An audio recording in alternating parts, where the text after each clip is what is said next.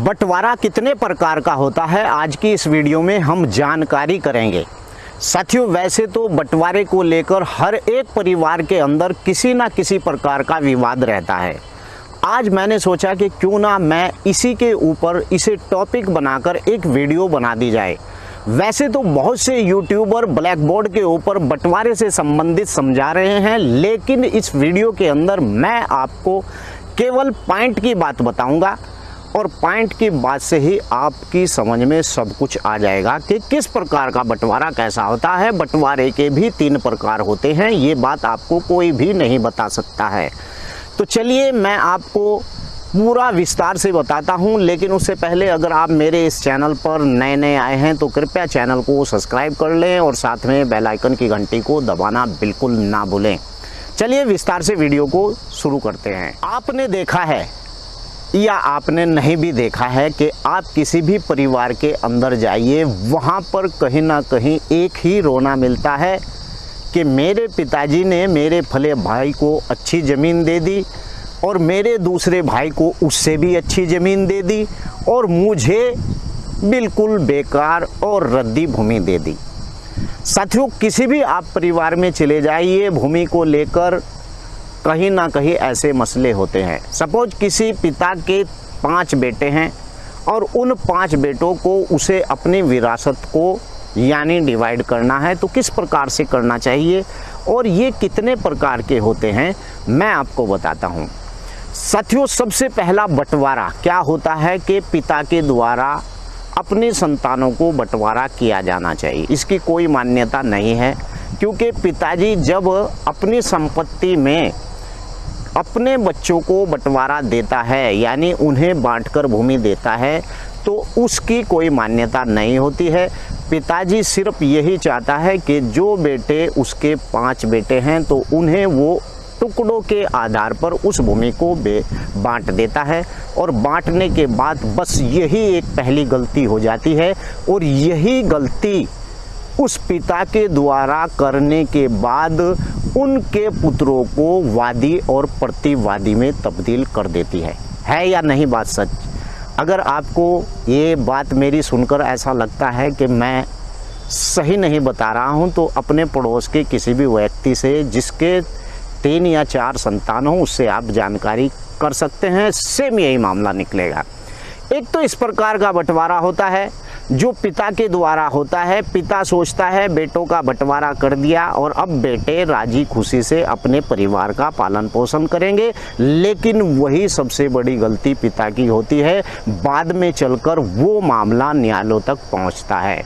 यानी कि पहला बंटवारा क्या हुआ जो पिताजी ने अपने पुत्रों को किया, यानी वो बेटों की सर्वसम्मति से या फिर अपनी सर्वसम्मति से किया, या पिताजी ने सोचा कि छोटे पुत्र या बड़े पुत्र को या बिचले पुत्र को अच्छी जगह दे दूं और तीसरे या चौथे पुत्र को कहीं ऐसी जगह दे दूं जिससे कि आने वाले समय में जो मेरा प्यारा पुत्र है उसको अच्छी भूमि मिले। अक्सर कर यहाँ भी ऐसे मामले होते हैं परिवारों के अंदर, लेकिन एक पिता को सभी बेटों को समान रूप से देखना चाहिए। लेकिन इस प्रकार का बंटवारा पिता की गलती और उन बेटों को वो न्यायालय की दहलीज तक ले जाती है और इसका अंत वही 20-30 सालों में जाकर होता है। पता चलता है कि वादी प्रतिवादी भी मर चुके हैं और सारी उम्र उन लोगों ने बंटवारे के चक्कर में यानी लड़ते हुए ही गुजार दी। इस प्रकार के बंटवारे की कोई मान्यता या इस प्रकार का बंटवारा वैलिड नहीं है। ये केवल एक विवाद को उत्पन्न करने वाला मामला है। अब बात करते हैं दूसरा बंटवारा। दूसरा बंटवारा होता है कि अगर आधिकारिक राजस्व न्यायालय के आधार पर, यानी कुछ ऐसा भी होता है कि पिता बंटवारा करना चाहता है, उसने लेखपाल या पटवारी किसी अधिकारी को बुलाया, उस भूमि के डिवाइडेशन किए और उन बच्चों को उस पर काबिज कर दिया। और एक बंटवारा होता है राजस्व न्यायालय के आदेश के आधार पर किसी बेटे को अगर फला जगह पर भूमि दी है तो उस भूमि का बिल्कुल नक्शा, नाम दर्ज और वहाँ पर उसका क्षेत्र खुला हुआ, उसकी तरफ खुली हुई, उसकी चौहद्दी खुली हुई, राजस्व न्यायालय इस प्रकार के बंटवारे के फैसले देता है और ये वैलिड भी होता है। ऐसे ही अगर किसी पिता ने अपने घर पर ही लेखपाल पटवारी को मिलकर और उस भूमि को नपवाकर और बिना किसी लिखत पढ़त के अपने बेटों में तकसीम कर दिया तो ये भी एक विवाद उत्पन्न ही होता है। अगर मामला बंटवारे का राजस्व न्यायालय के आधार से है तो समझिए कि वो वैलिड है। अगर आपका बंटवारा राजस्व न्यायालय के आधार से तरफ खोलकर चौहद्दी खोलकर आपको उस भूमि के ऊपर कुछ यानी आपका नाम दर्ज किया गया है, नक्शा में दुरुस्त कर आपका नाम दर्ज है, तो आप जिसके नाम वह भूमि आती है वो उस पर दिल खोलकर कुछ भी बना सकता है, ट्यूबवेल लगा सकता है, पेड़ लगा सकता है, किसी भी प्रकार का कोई काम कर सकता है। उसके बाद उसके भाई उससे लड़ने नहीं जाएंगे क्योंकि वो मुकम्मल भूमि कागजों में उस ही के नाम भाई के दर्ज हो जाती है जिसका वो हिस्सा होता है। अक्सर कर क्या होता है कि अगर किसी आधिकारिक व्यक्ति ने यानी कि अगर किसी लेखपाल ने किसी भूमि के टुकड़े किए और करने के बाद कह दिया कि सबके बेटों के बाद बराबर बराबर ज़मीन आ गई है और कोई लिखत पढ़त या चौहद्दी इस प्रकार का वैलिड तरीके से उस बंटवारे को नहीं किया गया है, ये भी आगे चलकर यानी कि एक विवाद उत्पन्न होता है।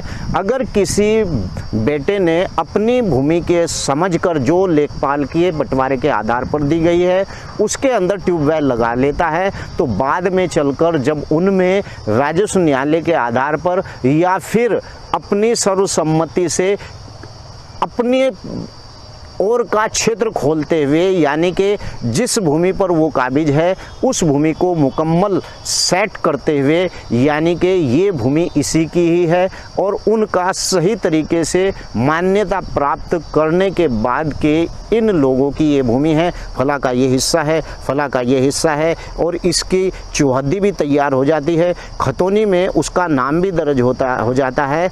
तो इस प्रकार के बंटवारे के अंदर किसी प्रकार का विवाद नहीं रहता। अगर किसी लेखपाल या पटवारी ने उसे ऐसे ही कर दिया है तो बाद में यानी कि मामला गंभीर हो सकता है।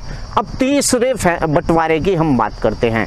तीसरा बंटवारा होता है सिविल न्यायालय के द्वारा दिया गया फैसला।